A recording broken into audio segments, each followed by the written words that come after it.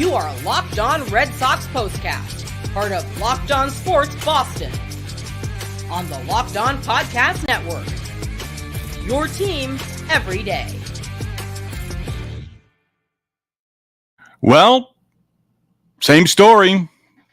Different city, different day. Sox manage only 6 base hits, score just 1 run, fall to the Mets 4-1 in the series opener at Citi Field. Sox have now dropped 3 in a row on this, what is becoming a dismal road trip through Detroit and Queens, and just 2 over 500 for the first time in a long time. We welcome you to our latest Locked On Red Sox postcast. I'm Steve Lennox, baseball play-by-play veteran. I painted the word picture in the minors, the big leagues, the World Baseball Classic, college baseball, Senior League World Series on the ESPN networks. Proud to say, yes, I am proud to say that Red Sox skipper Alex Cora was my broadcast partner back in 2016 in Bangor, Maine. We are providing reaction to every Red Sox game on the Locked On Sports Boston YouTube channel, as well as a Locked On Red Sox podcast feed, which you know is free and available wherever you get your podcasts. On our latest Locked On Red Sox postcast, we're going to discuss Brayan Bello's outing, lack of hustle, miscues, and whatever else might be on your mind.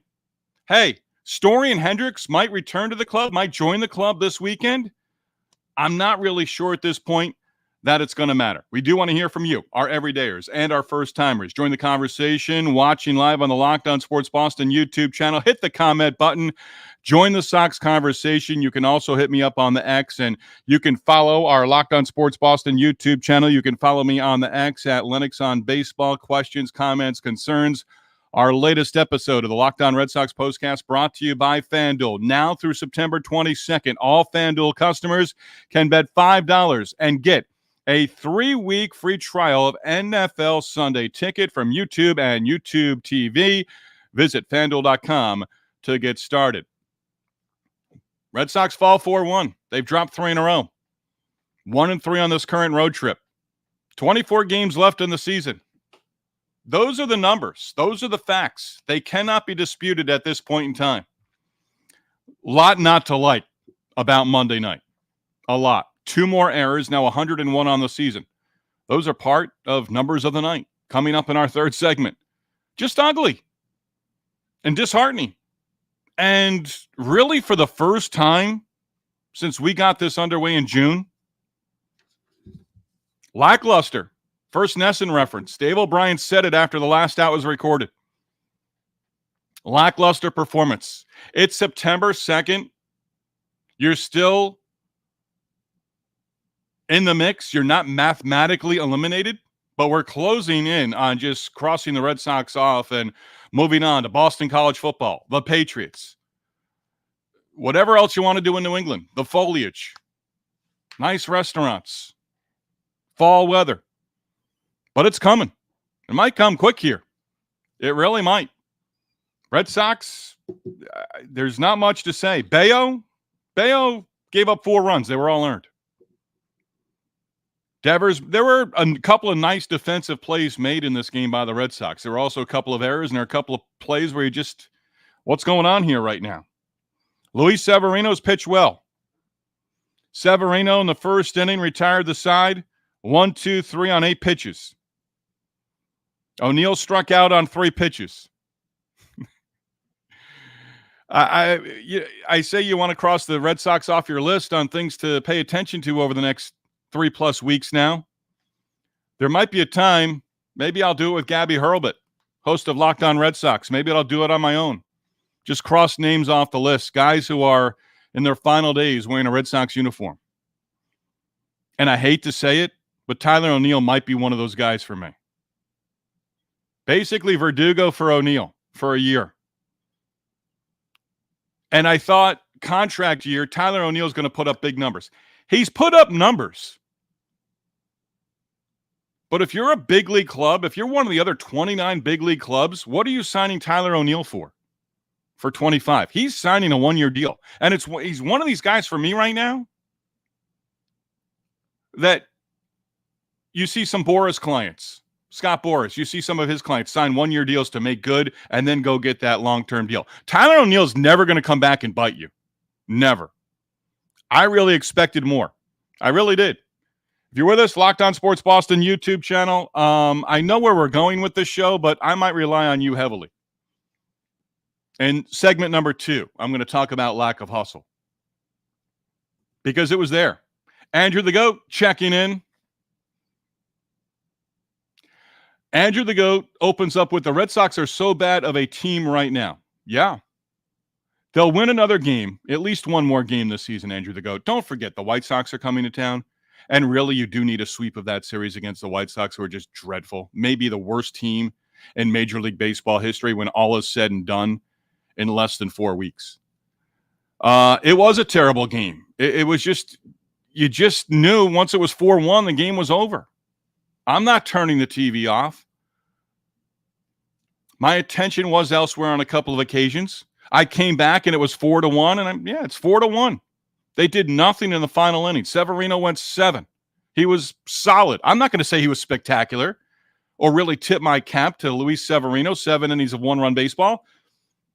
The Red Sox hitters got themselves out Monday night more than Luis Severino got them out, I think.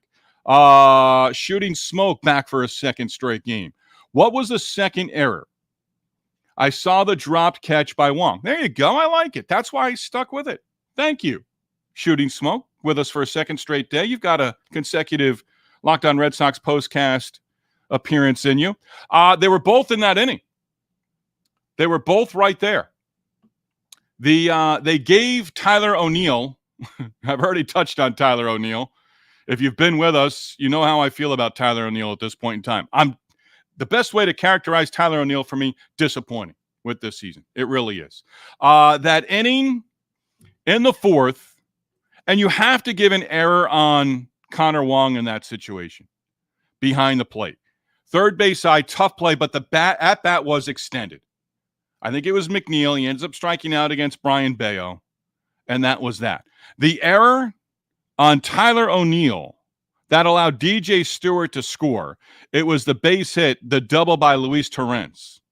And Torrens was not credited with an RBI. They have a great left field line camera down in the corner at Citi Field. O'Neill bobbled the ball. The runner was rounding third, and I thought, okay, where's the error here? Because I don't think he was throwing him out at the plate. It was DJ Stewart. Stewart scores all the way from first base. But Torrens, no RBI because O'Neill did make a bobble. And with that, E7. Torrens double, no RBI. And then Torrens scored on the base hit by Lindor. And that was it. 4-1 after 4 innings. Ball game over. That's the way it is for the Red Sox right now. Not scoring runs, not doing enough offensively, not picking each other up. It's a 3-run game. I've said it over the last handful of days. 4-1 ball game, 2-1 against Scuba on Saturday. That felt like it was 5-1. 4-1 ball game on Sunday against the Tigers. The Red Sox weren't stringing hits together to get closer, just like Saturday night against Luis Severino and the Mets bullpen. And if you're the opposing team right now, you've got a formula. You really do. Doesn't matter you're starting a lefty or righty.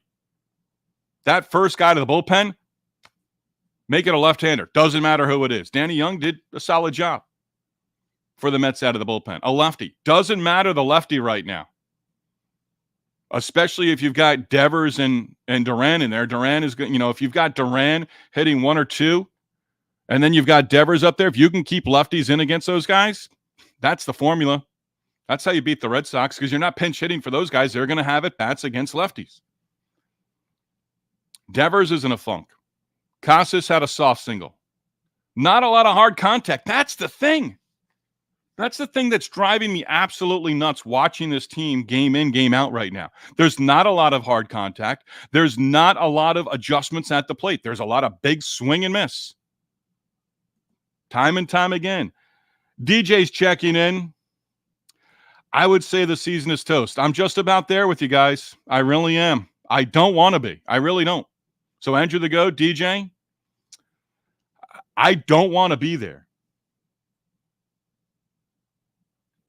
Shooting Smoke, you're getting ahead of me. I'll get to your comment coming up at Bat of the Night in segment number 2. We'll do that. Take a break here in just a moment. He wants to talk about Rafi Devers a little bit, who is just continues in a slump at the plate. So the Sox, with the loss, now 1-3 on this current road trip through Detroit, New York. And I told you before it started, it wasn't going to be an easy one. You couldn't eye this road trip and say, hey, you can go win 4 out of 6. You could, but you have to have everything go right. And to the point of what Andrew the GOAT said, is there another team in baseball right now in contention for a division title or a wild card spot that has gone into the tank like the Red Sox have over the last handful of weeks? I can't think of anybody else. Everyone seems to be on the uptick. Now, the Royals are scuffling, but they had enough of a lead. Royals lost again on Monday. They've dropped 6 in a row. But I've said it the last 10 days, even if the Royals somehow fell behind, and now they've fallen behind the Twins for that second wild card spot, it was looking up at the Twins. I think more realistic to catch the Twins with the teams in front of you, the Twins over the Royals. I have felt that, and I'm not going to change that. Red Sox are 2 games over 500 for the first time since they were 37-35 with a victory against the Yankees at home on June 16th. That is the homestand where we got started with our Locked On Red Sox postcast.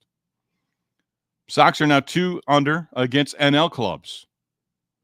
5 wins, 10 losses over their last 15. 1-3 on this road trip that has 2 more, and you face a tough left-hander and David Peterson for the Mets on Tuesday. So it's not getting any easier. The Mets are right there. They picked up a half game on the idle Braves for the 3rd wild card in the National League. I don't know what happens this weekend against the White Sox. You've got to be within striking distance, and right now, I gave you the scoreboard, and I give you what they're looking at right now. It's not pretty, and it's not going to be easy. At bat of the night, we're going to get into that. A couple of news and notes as well for you, and I'm going to get into it. There was a lack of hustle. Dave O'Brien said lackluster. Yeah, and that can't be at this point in time. It just absolutely can't be. I'll discuss that next. Want to acknowledge our everydayers for making the Locked On Red Sox postcast their first listen. We are sponsored by FanDuel. You've heard us talk about FanDuel, America's #1 sportsbook.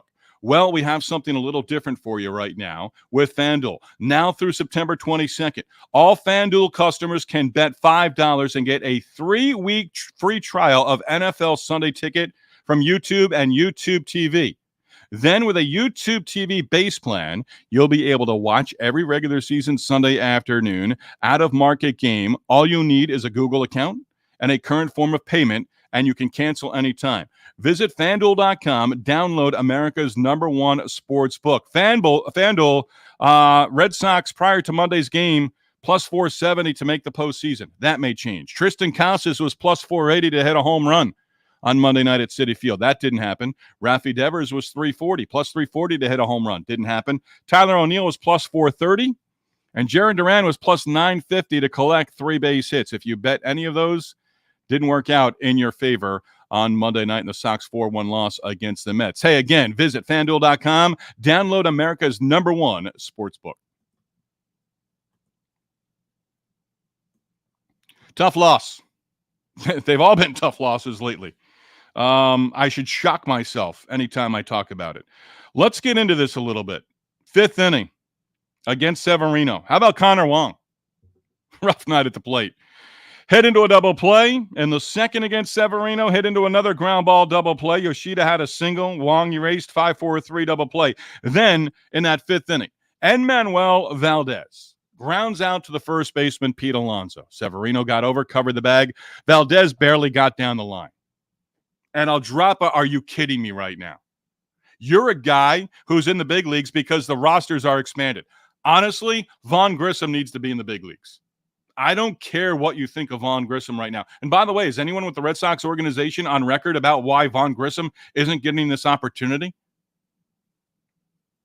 We've seen Enmanuel Valdez. We've seen Mickey Gasper, who, by the way, got a pinch hit appearance in the 9th inning with 2 outs and the bases empty, and he struck out.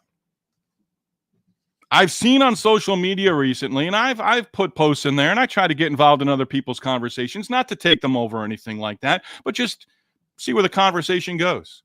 And I've had a couple of people respond that Alex Cora loves that Rudy story almost, if you want to call it that. He loves the Rudy.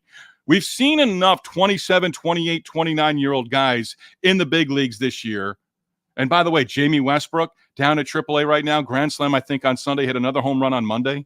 I believe I saw that on social media. Get him back up. But Mickey Gasper pinch hits in the 9th inning and strikes out. He's now 0 for 12. It's a great story.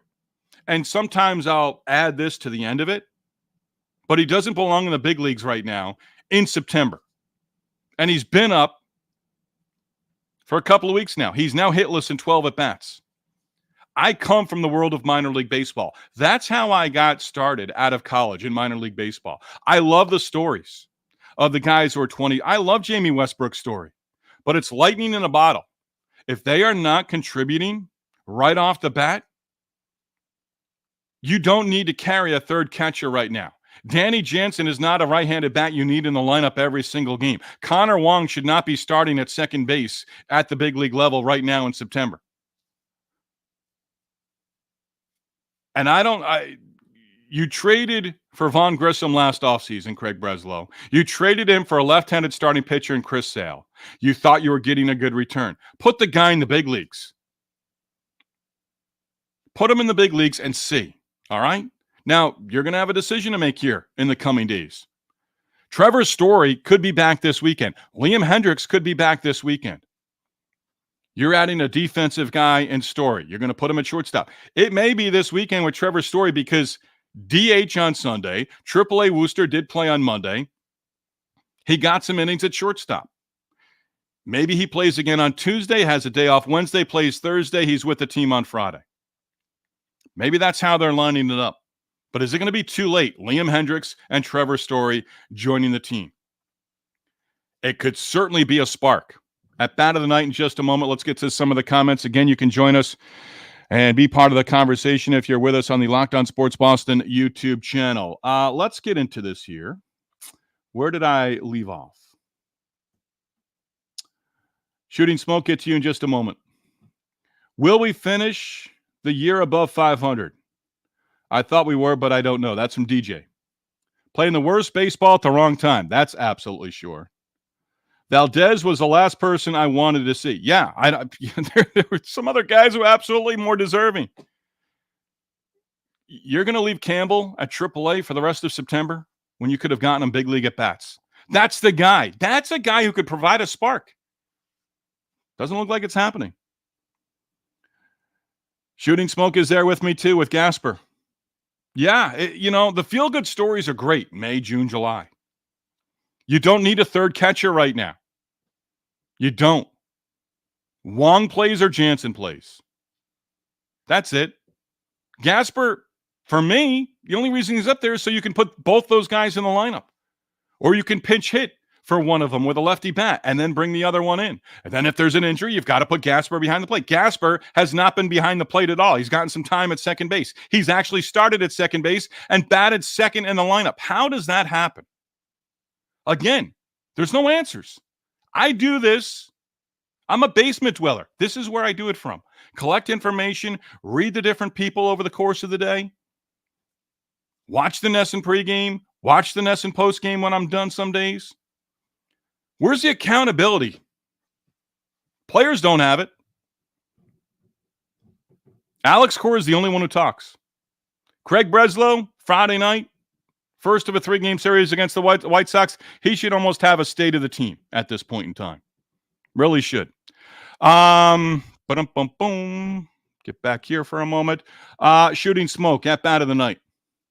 Shooting Smoke dropped.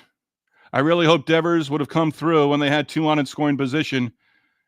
Might be time to shut him down for the year. Shooting Smoke, I know you're new with us, and I love it. Thank you very much. You've got a little streak going. Keep it alive. Devers at bat for me. We always do it in our second segment. Devers at bat in the 8th inning. That's the at-bat of the night. 2-out walk to Romy Gonzalez. O'Neill reaches with a hit by pitch. And Will Middlebrooks actually said, when you're in a funk, sometimes when you get hit by a pitch, it's almost relief. You've done something to get on base. Wild pitch, second and third. Still a 3-run game. Devers at the plate. How bad is Rafi Devers going right now? Wild pitch moves runners to second and third. You've got another lefty bat and Casas on deck. They're both scuffling. So who are we going to go after? Let's go after Devers. Had the count in his favor, 2-0. Count went to 2-1. He grounded out weakly to second base. Now 6 hits in his last 43 at-bats. That's my at-bat of the night. That was it right there.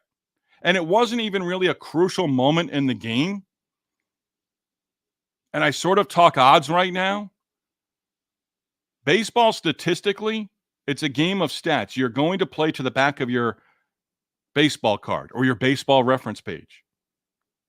The funk that this team is in right now collectively as an offense is brutal. So the law of averages in baseball dictate that over the final 24 games of the season, it should happen. But I can't sit here with you on this Locked On Red Sox postcast and say this group is close to breaking out together. Was there a single at-bat that you saw Monday night against Severino in the Mets bullpen that told you it's going to come?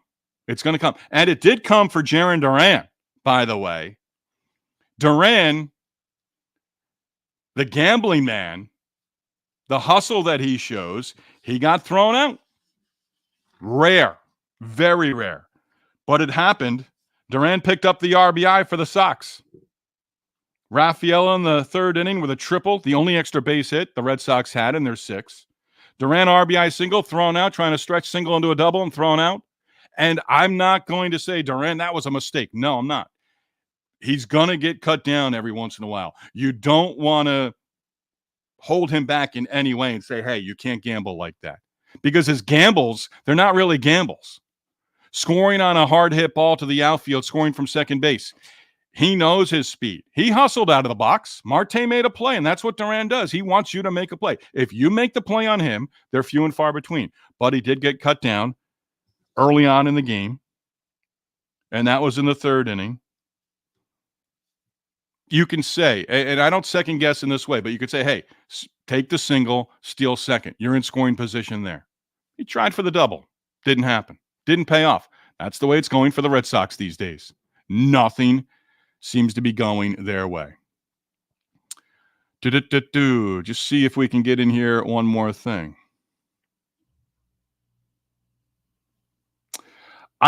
Shooting smoke. What do you think about all of the Boston media trying to trade Jarren Duran? To be perfectly honest, I haven't seen that. I don't know where that is. I will say this.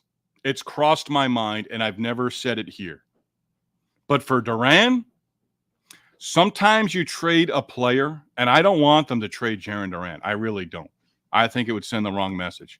But sometimes you trade a player when their value is at the absolute highest. So shooting smoke or anyone else. Is Duran's value in a trade going to be any higher than it is after this 2024 season? If he has a season, I don't know that he repeats these numbers again in his career at the big league level. That's why I say I haven't seen that shooting smoke.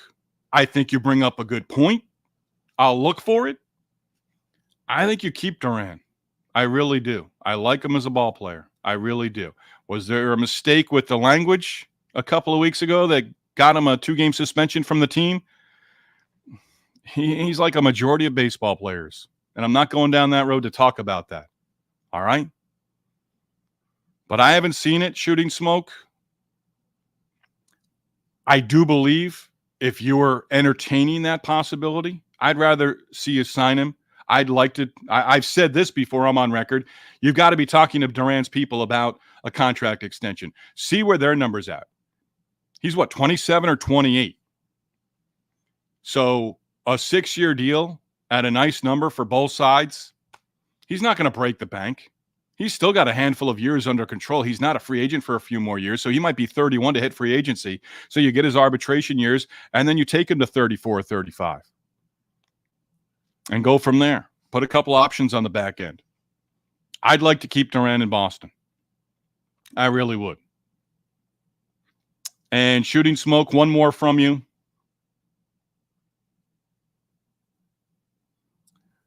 You're saying the radio stations are there. The radio stations are trying to draw 98.5 WEI, the Red Sox flagship station. I don't listen to them on a daily basis for more than one reason. But if you're saying that's where the conversation is, they're trying to get your reaction to that. I haven't seen it from the writers who cover the team every day. Shooting smoke, one more. Duran, I'm figuring because that's where we've got the conversation. Reminds you of Pedroia. Yeah, but not at the same level. No, I said it the other day. They need a Pedroia type in the clubhouse at some point in time. They need a Veritek. I hope Kyle Teal's that guy. Where there's a term, I don't think I'll get in trouble for it, but you need a guy who's got the red ass every once in a while. And when I mean every once in a while, I mean pretty much every day they come to the ballpark. Everyone's content to be in the big leagues. And Manuel Valdez, perfect example. He thought the ball was foul ball. What do you learn in T-ball? What do you learn in Little League? Run the ball out until you hear the umpire say fair or foul. The camera barely glimpsed him, but that's basically what he was doing. Saying, hey, that was a foul ball. Nobody reviewed it. I don't even know if it's reviewable. But you don't hustle down the line. You're just back up in the big leagues because the rosters expand by 2 because the calendar turns to September? No, can't happen. And if Pedroia was there, or Veritek is there. But as I'm told by college basketball coaches where I'm getting ready for, where I'm told in my own house, you can no longer get on them the way certain generations grew. It doesn't work. I can tell you that firsthand. It does not work. Something better work. Because you bring the same cast of characters and they're around next August, September, and you're going to go into something like this again. It's not going to work out. It's not going to work out. Numbers of the night, we've got a couple. Get into Story and Hendricks a little bit more as well. But there's not a lot of time left in this baseball season. And it, game in, game out right now, the way they're at. They've dropped 3 in a row, 2 games over 500. The frustration mounts for us. You know it mounts in the clubhouse. It continues to build. But where's the explosion? Where's a guy getting tossed from the game? Plenty of borderline pitches that were called strikes again on Monday. You know what? Throw the helmet. Throw a fit. Get tossed. Somebody else will pay your fine. Locked On Red Sox postcast brought to you by Game Time. Don't forget Locked On Sports, your team every day. Game Time has a new feature called Game Time Picks. It does make getting tickets for your favorite live events even easier. Game Time Picks does filter out the fluff to show you only the incredible deals on great seats so you do not have to waste time searching through thousands of tickets. I've been there before. Labor Day weekend is upon us. This one is now outdated, but let's get on with this here. Game Time, you get the lowest price guaranteed, event cancellation protection, 24-hour returns guaranteed. You can take the guesswork out of buying tickets with Game Time for Sox games and for other events in New England. Download the Game Time app, create an account, use the code LOCKEDONMLB for $20 off your first purchase. Terms to apply. Again, create the account, redeem code Locked On MLB for $20 off. Download Game Time today. The Game Time app. What time is it? It's game time. It's just about ready for us with the numbers of the night. Hey, by the way, our Locked On Sports Boston YouTube channel continues to get the numbers are increasing. Let's leave it at that. We've gotten close to 100. We've been 40s, almost 50 the last couple of days. Tell your friends about us. Subscribe to the Locked On Sports Boston YouTube channel, Locked On Patriots postcast, Locked On Boston College postcast. I'll be on board late October for the Locked On Celtics postcast as well. But subscribe to that channel. And again, we are available wherever you get your podcasts as well. So Trevor Story has played 2 games at the AAA level. The fact that he's closing in on returning, it's going to be great. I really do. Now, what's it going to mean over the final, what's going to be 3+ weeks of the season?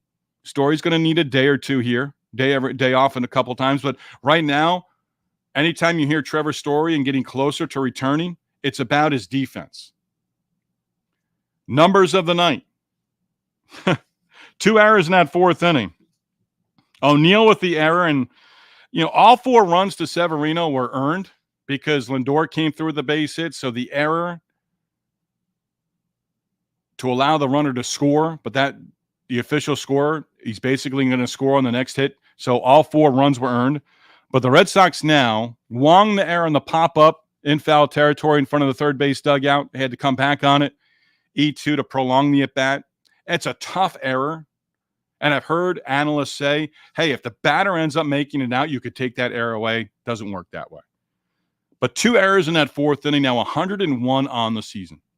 Red Sox get to spring training next February. Whoever's in charge of spring training, they shouldn't hit for the first week. Think of the line from Hoosiers. I think it was Ollie. Hey, when are we going to shoot? All they're doing is conditioning and defensive drills. And coach says, my practices aren't made for your enjoyment. It's all defense the first 2+ weeks in spring training next fall. AAA, AA guys right now, you need to be the best defender you can be. We'll take the home runs. We'll take the batting average. We'll take the slugging. We'll take the on base in your rookie seasons, but you better defend. We put you out of position. You better defend. 101 errors on the season. That leads Major League Baseball by a lot. Dave O'Brien and Will Middlebrooks referenced that the Yankees are actually second. I didn't bother to look it up. But that's just ugly. 101 errors now in 138 games. Bello giving up 4 earned runs in a start for just the 9th time this season. But the Red Sox, again, 6 base hits. 1 extra base hit, the triple, ball that was kind of misplayed by Nimmo. But 6 base hits. So what's that mean for the Red Sox? Out hit 8-6. Lose 4-1. Are you kidding me? 14 straight games with less than 10 hits. 20 of their last 25 games, they failed to collect 10 or more hits. That wasn't the case in June, right up to the All-Star break. Lost 3 in a row, 8 of 11. Lost 3 in a row. How many runs have they scored? How do you want to look at this? Do you want the number 1? They've scored 1 run in each of their last 3 games, all losses, or they've scored 3 runs total in dropping 3 in a row. It's basically the same. You're not going to win too many ball games. And right now, you're wasting your starters. Bello, okay, 5 innings, 4 earned runs.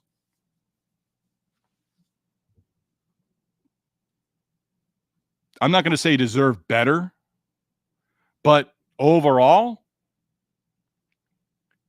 should have been in the ball game with Bello giving you that. Again, 8 scoreless last time out.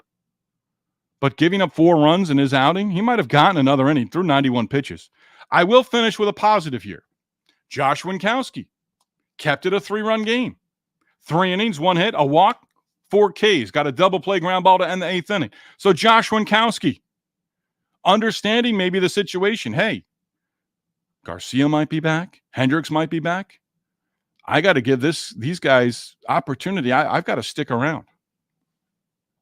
No Red Sox hitter. Just looking at the box score one more time. We'll get out of here. No Red Sox hitter. 6 total. 6 total hits. No Red Sox batter had a 2-hit game, a multi-hit game. It all adds up. Lackluster. That's what Dave O'Brien called it. That's what we'll go with as well. What's on tap? Well, you're going to face a lefty, and the lefty, David Peterson, has been solid since coming off the IL. Coming back from, I think it was a hip surgery, and he'll get the start against Cutter Crawford. In Game 2 of the series, Red Sox will look to avoid a 4th straight loss and look to, picking up their 71st win on the season. Lose on Tuesday, you've got 23 left, and you're a game over 500. I don't know how you would put a positive spin on it at that point in time. Series wraps up on Wednesday, off day for the Red Sox. And if you're dropping 2 out of 3 in this series and you're going home with a 2-4 homestand, your back's to the wall now. You win the next 2 to win the series. That's what you need against the Mets. Off day Thursday, and then you've got the White Sox coming to town. I'll tell you what, if it's Sunday afternoon, late afternoon, we're doing our latest Locked On Red Sox postcast, and we're talking about the Red Sox taking 2 of 3 from the White Sox, I might have the flag out at that point in time. Hey, we want to thank our sponsors, FanDuel and Game Time. We want to thank you for joining us as well. Don't forget, subscribe to the Locked On Sports Boston YouTube channel. Subscribe to the podcast as well. That is available wherever you get your podcasts. Again, our Locked On Red Sox postcast does follow each and every Red Sox game all season long. Right now, we're down to 24, and we say goodbye on September 29th. I'm still hopeful that we're talking about the Red Sox with a Locked On Red Sox postcast into October. I'm losing it just like you are. We do thank you for making the Locked On Red Sox postcast your first listen every day. Again, we do go live, and we will go live Tuesday night within minutes of the last out of Game 2 of the 3-game series between the Red Sox and the Mets from Citi Field in New York. Locked On Sports Boston, number one place to hang out immediately after every game. Locked On Sports, your team every day.